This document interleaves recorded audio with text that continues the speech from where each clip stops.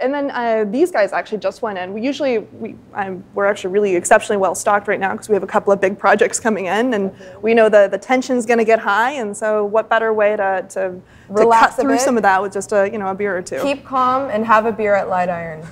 That should be like the new poster.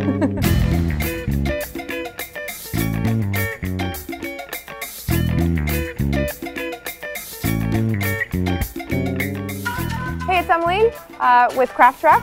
We are on location here in Hollywood at Light Iron. This is their amazing patio, and we're heading on into their DI facility. So Light Iron's been around for about 3.5 years now. We started it exclusively as a file-based company, and that's one of the things that makes us a little bit different than some of our competitors. We don't really deal in film or tape-based acquisition. For us, it's all about digital cinema. And that means everything from Epic, Alexa, Canon, Sony, Phantom. I can keep naming them off, but what we're seeing is a trend of, and we identified this a couple of years ago when we first started the company, is that a lot of these camera manufacturers were veering away from tape-based acquisition and more into the file-based world.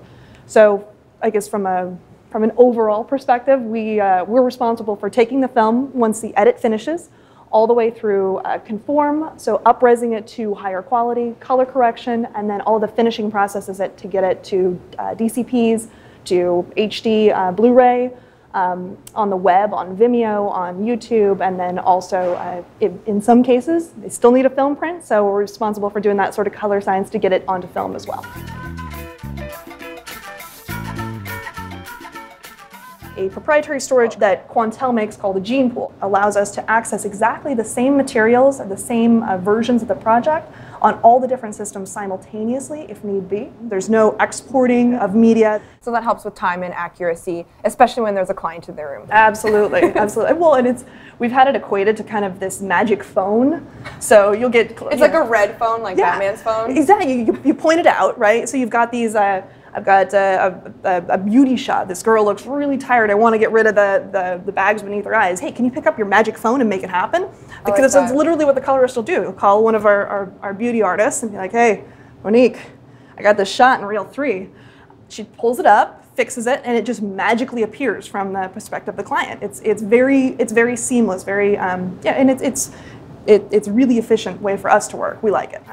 Ryan and Paul here, a couple of the guys that work in here, they're responsible for all of the media once it comes out of the DI system. Ooh, that's a big responsibility, guys. It's like a gatekeeper. You guys are the gatekeepers. Everything's available. Gatekeeper sounds way more gothic and fun, though.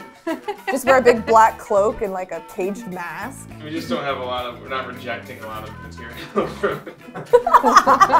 Yeah, right. You don't really say no.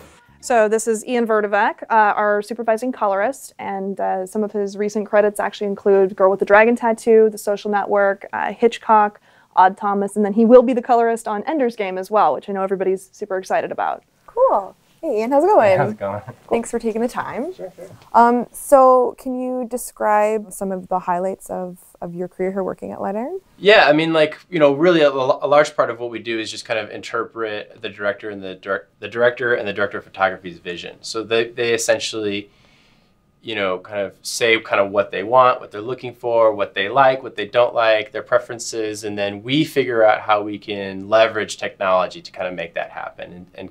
And they rely on us to stay on top of all the latest camera technologies and lens technologies and computer processes or whatever, any sort of technology that we can to kind of make images kind of more riveting, more exciting, and kind of take it up to another level all the time. Say, for example, Hitchcock is representative of like a movie set in a certain time. How do you, as a colorist, bring out the fact that it's representing a different space and time with your techniques? Well, Hitchcock was unique because we were doing a film about a filmmaker. So Jeff Conowith and I, we talked a lot about Technicolor, like Hitchcock films of the time and of the era, and just kind of use those as a reference. So I think Vertigo for me is like a really important film, and so we were kind of constantly referencing that kind of Technicolor look. So when we timed Hitchcock, we created a circumstance on the system where it would really kind of push those colors, how kind of a natural kind of three-strip Technicolor process would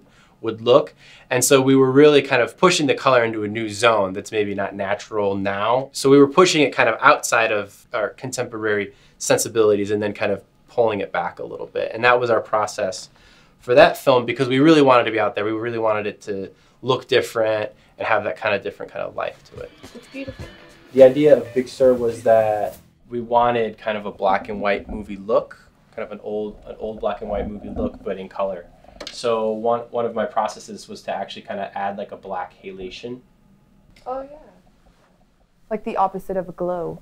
Exactly. Essentially, digitally in the computer, I'm isolating the darkest pixels, I'm blurring them, I'm expanding them, and I'm bringing it down so that I am actually able to create kind of a black halation kind of all throughout the picture here. Yeah, it's very dreamy looking. Yeah, and this film is, you know, very much kind of an existential Jack Kerouac kind of poem movie. So it really kind of all played together. The whole concept is to, you know, obviously take the images and the picture and the sound, the performances and the story and kind of bring it all together. This has been an awesome day at Light Iron. Thanks to Katie and Ian for a great tour. It's a pleasure. It's great to meet you guys. Nice Thank to you meet so you much. too. Thanks, Emily. Thanks.